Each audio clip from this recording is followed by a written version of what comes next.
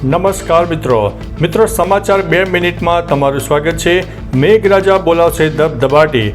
ભારતીય હવામાન વિભાગની માહિતી અનુસાર આગામી દિવસો એટલે કે 14 તારીખ બાદ રાજ્યમાં ફરીથી મધ્યમથી ભારે વરસાદની શરૂઆત થઈ જશે। ઉપરાંત સાર્વત્રિક વરસાદની સ્થિતિનું પણ નિર્માણ થશે। મળતી માહિતી અનુસાર રાજ્ય ઉપર ફરી એકવાર સાયક્લોનિક સિસ્ટમ સક્રિય થતાં આ પરિવર્તન જોવા મળી શકે છે। ભાવનગરના મહુવા માર્કેટિંગ યાર્ડમાં આવી છે સિઝનની પહેલી મગફળી। ગત વર્ષની સરખામણીએ ભાવ સમતોલ પણ જોવા મળી રહ્યા છે। હિટ એન્ડ રનના આરોપીની ધોલાઈ।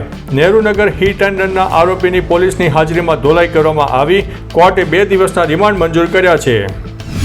રાષ્ટ્રપતિ ભવનમાં 15મી ઓગસ્ટની ઉજવણી માટે અમદાવાદમાં બનાવાઈ છે આમંત્રણ પત્રિકા। જોઈ લો કેવી છે તેની ડિઝાઇન।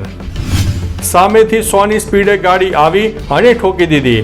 આ હુમલા પાછળ દેવાયત ખબર પોતે જ જવાબદાર છે કે ધ્રુવરાજસિંહે પોતે એક મોટો આરોપ લગાવ્યો છે। ઇકો ફ્રેન્ડલી માટીની ગણેશ મૂર્તિઓનો ટ્રેન્ડ પણ હવે જોવા મળી રહ્યો છે। ગણેશ ચતુર્થી 2025ના મોટા સમાચાર। અમદાવાદમાં ગોલબાઈ ટેકરામાં ઇકો ફ્રેન્ડલી માટીની ગણેશની મૂર્તિઓનો ટ્રેન્ડ અત્યારે જોવા મળી રહ્યો છે।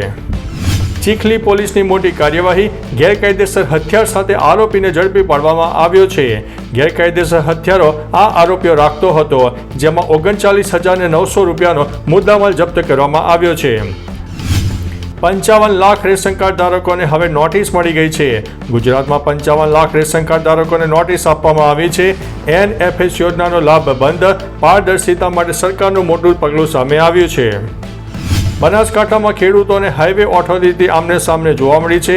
18 ઓગસ્ટે ખેડૂતોની આંદોલનની ચીમકી પણ સામે આવી છે। તો ચાલો મિત્રો, ફરીથી દેશ અને દુનિયાના સુપરફાસ્ટ સમાચાર લઈને મળતા રહીશું। ત્યાં સુધી અમને રજા આપશો। નમસ્તે।